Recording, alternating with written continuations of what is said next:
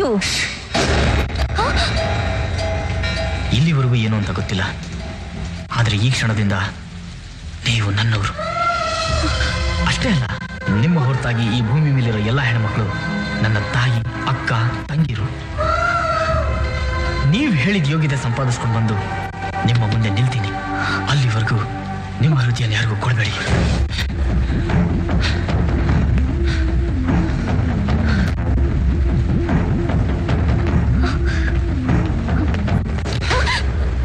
ನಾನು ನಿಮ್ಮನ್ನ ಬರೀ ಪ್ರೀತಿಸ್ತಿದ್ದೀನಿ ಅಂತ ತಿಳ್ಕೋಬೇಡಿ.